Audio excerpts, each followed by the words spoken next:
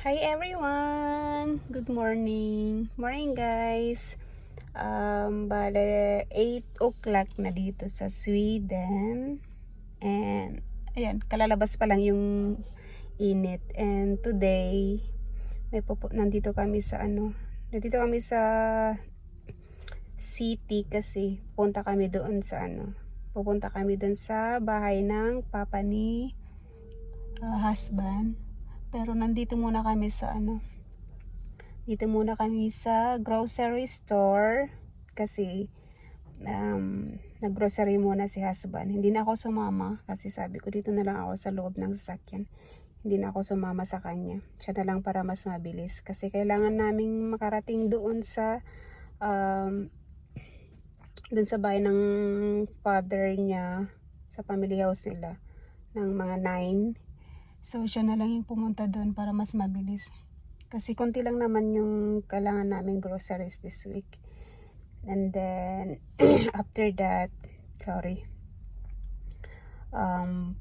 pagkatapos naming mag-stay sa mama na doon sa family house nila, so siguro, mga 1 hour and then pupunta na kami doon sa simbahan. Yan. Punta na kami ngayon sa simbahan. And then, kasi ngayon yung araw ng ngayon yung araw na pinakaayaw naming daluhan ng aking asawa. Kasi nakakasad talaga ngayong araw na to guys. Yun nga kagaya ng sinabi ko kahapon sa inyo. Yung about sa papa ng husband ko. Guys. Super nakakalungkot talaga. Kasi ngayon yung libing niya, after 3 weeks, ngayon yung libing ng papa ng husband ko. So, after 3 weeks, may libing na siya. And then, ngayon, nandun na siya sa simbahan. Kagabi pa, nandun na siya sa simbahan. Mag-isa lang siya dun magdamag, guys. Ganun pala dito. Mag-isa lang siya dun sa simbahan, magdamag. Kagabi, yung punerarya ng simbahan, dinala na siya dun sa simbahan. So, nandun siya magdamag sa loob ng simbahan, mag-isa. And then, yun nga. Ngayon kami pupunta sa simbahan para misahan muna siya. And then, after that, pagkatapos ng misa, merong parang motorcade para sa kanya kasi marami kasing organization yung papa ng asawa ko guys, marami siyang organization. So parang magmo-motorcade muna sila and then after that i-cremate na yung body niya. So yun ang sabi ni husband. So ayan guys, inaantaw ko lang siya and then punta na kami dun sa bahay ng papa niya. It's a fresh one. Oh, it's beautiful for papa. Nice the blue one. Na? It's the blue. Ito yun guys, nakuha na namin yung flower dito sa flower shop. Laking flower shop nito guys. Ganda. Yan si husband.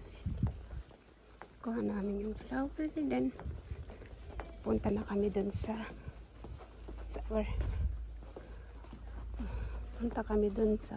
bahay na ng papa niya.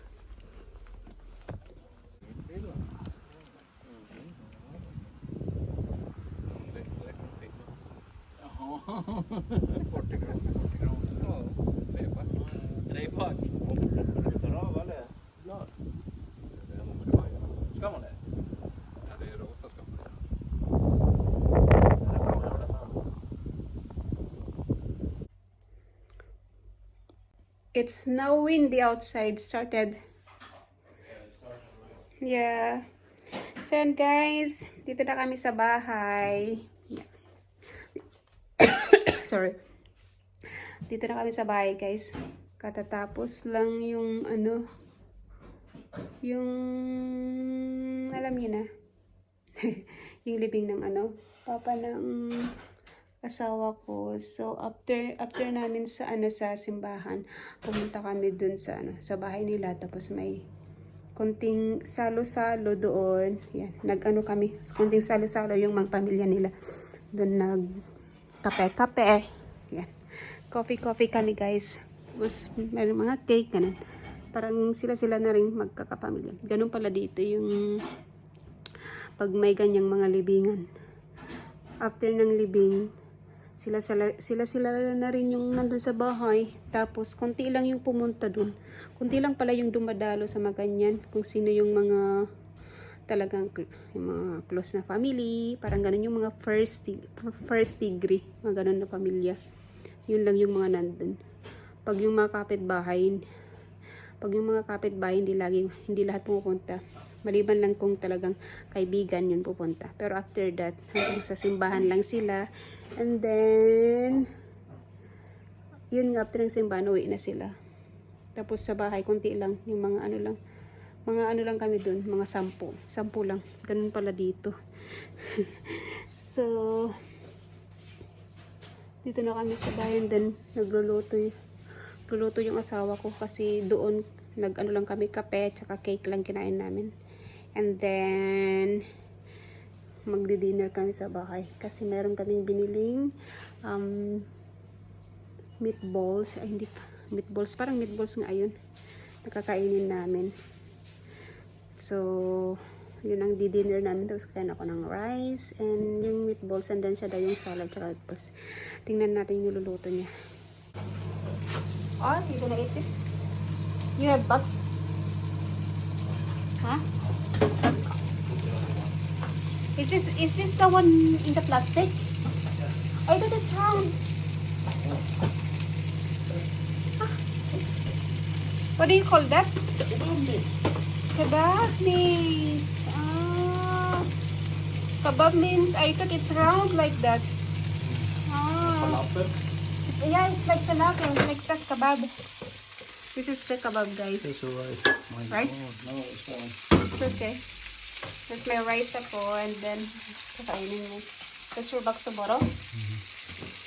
So, yeah. Ah, is this okay for microwave? Is that okay?